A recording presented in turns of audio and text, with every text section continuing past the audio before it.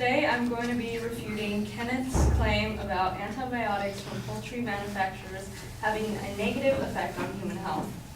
His secondary claims include antibiotic-resistant drugs in poultry affect consumers when found as a staple in diets. His second claim is that the top four manufacturers that still administer antibiotic-resistant drugs in their poultry. His third claim is misleading labels on poultry that can have consumers eating more antibiotics. In my response to his first claim,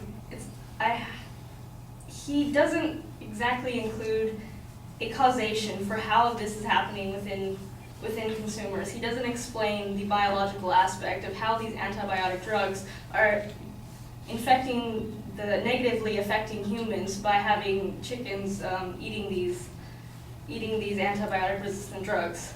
He also uses a poor sentence structure. I found that his use of staple in diet kind of confused me. I was a little unsure as to whether he meant the staple in the chicken's diet or if the poultry was a staple in our diet. Also, I found that he forgot to include that a lot of the antibiotics that they're discussing in this subject has to do with the fact that they are antibiotics that are commonly used to treat bacterial infections in both humans and chickens, so that when we gain those bacterial infections, we also become resistant to those same bacteria. My response to his secondary claim is that he makes no mention of exactly what these manufacturers are. He labels 4 different types of poultry available for the consumer, but he doesn't exactly name what those brands are specifically. One of the methods that he commonly refers to is kosher. And kosher is not a method for raising chickens. It is actually a designated type of animal and how the meat itself is prepared. Lastly, on his secondary claim, he makes mention of a report on WebMD by Matthew Hoffman. He makes mention that it was dated 1992, and this seemed to be a little bit older in terms of evidence. I actually did research, and it was actually 1999. I think he just misspoke. On his third claim of misleading labels on poultry having consumers eating more antibiotics, I was looking for some sort of an example of what this label was in his speech. Unfortunately, I didn't hear any examples whatsoever of labels within the speech. I did my research and I found that companies are not obligated to actually label the antibiotics that are in their meat.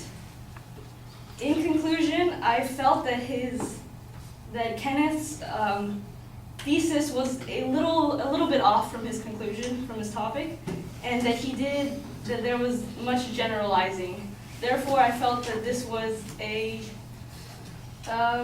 it didn't provide as much proof as was necessary to convince me of his topic. Thank you.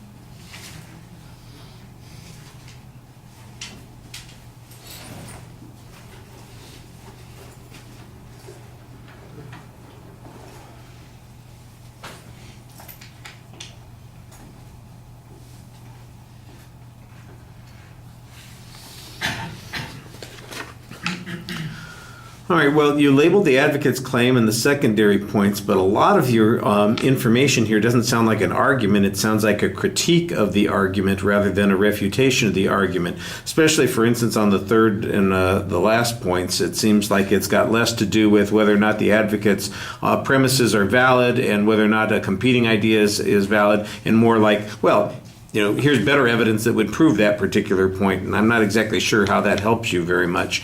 The challenge on causation on the first point, I think, is a reasonable press to make. The notion that antibiotics in chickens somehow get into humans, you say that the advocate doesn't explain that clearly. Why would that matter? How is that important? You mentioned the issue of it being confused over the staple or diet, whether you were talking about humans or chickens.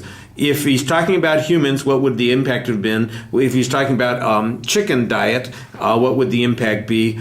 the fact that you were confused over it is less useful to me than what the consequence of that confusion is. And if it undermines our ability to reach a valid conclusion, then I think that matters. But if it doesn't, I don't know why we're talking about this. And you did say that the bacterial infections affect both humans and chickens. So does that mean that we could just eat the chicken, we'll be exposed to the antibiotics, and we won't have to worry about the bacteria infections ourselves? That sounds like an incredible assertion on your part. I'm not sure that that's what you meant. At best, it sounds like it's a counterclaim on this point. It doesn't make, and I think you need to have some proof on it. You did label the supporting points pretty clearly. On the second point, you said there's no identification of the manufacturers. Why does that matter? What does that get? If he did identify what the manufacturers, how would that make the argument less valid or less useful? It's a question. The criticism of kosher is, I guess it matters because if the animals don't get antibiotics, but you say that it really has nothing to do with how the chickens are raised. It's all about the preparation of the chicken themselves.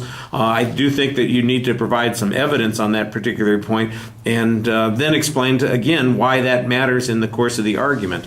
The third point, why you're correcting his date, I'm not sure. That doesn't help your position at all. It sounds like it's, like I said, a critique rather than a refutation argument. All right, thank you.